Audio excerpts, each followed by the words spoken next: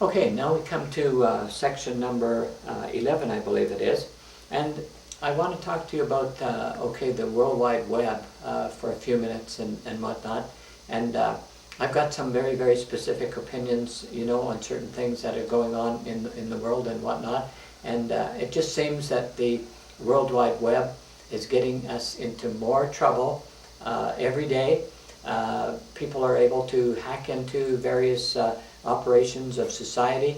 They're able to spy. They're able to do all kinds of things. And so when we talk about the World Wide Web, I give reference to people and I say, well, you know what? It's like the spider's web. I said a spider forms a web out there in order to catch its prey.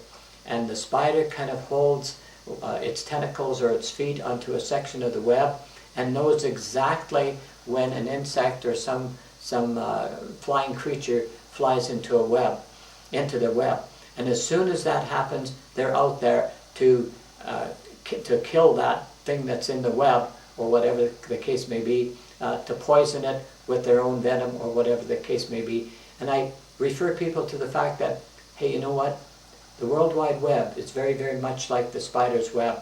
That spider will come out one day, and it'll do harm to you. And that's exactly what we see happening worldwide with this worldwide phenomena of the web kind of expanding into every area.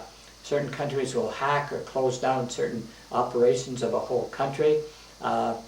It could happen in the middle of winter time when Canada and all of us are depending so much on electrical output or whatever. Businesses, banks, people seem to know through photo ID and voice identification who you are, where you are, what you're doing, and they seem to be wanting to do that more and more all the time. Well, I'm totally against that kind of dictatorship, if you will, okay? I think we have to do the best we can to protect our Canadian democracy as best we can, and not fall prey to the people that would say, well, okay, there's a galactic war occurring here, it's going to be us against them, and the whole world has to join together under one umbrella, and things like that. And I say, no way. I didn't experience that back in the 60s, and I'm not going to approve it right now, because that is not a free way of life. And even there's cities all over the world where they're called closed cities, or cities that are secret and whatnot. And I agree, for certain things in development of certain equipment or whatever, that might have to take place, but not in general society.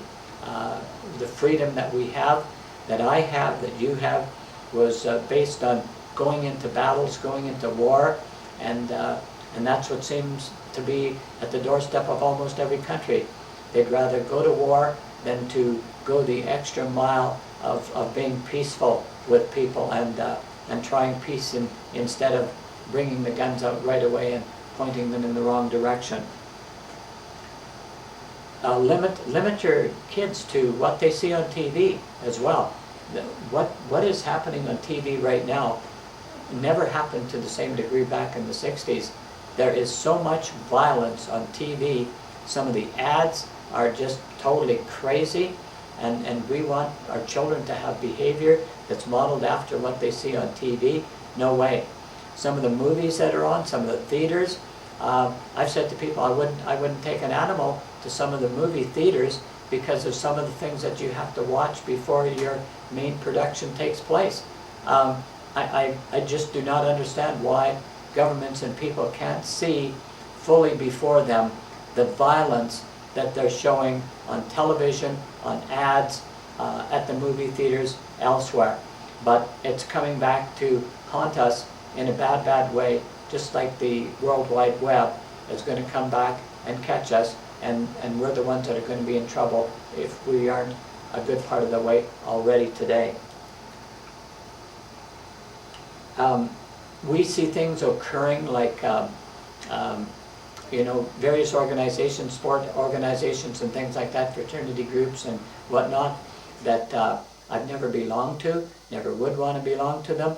But all I have to do is mention to you, like I do a lot of research on things like hazing or initiation rites to join or be in a certain club or organization, could be a hockey club or whatever. We see abuse happening at so many levels, it isn't even funny. And when we think about education too in general, we can think about, hey, there's certain countries in the world that do not allow women or girls to even go to school. Countries where at one point in time they did have the right to go to school, but not anymore. I mean, how bad can it actually really get when certain controls are put on people, like life itself, and the right to choose one thing or another is just gone.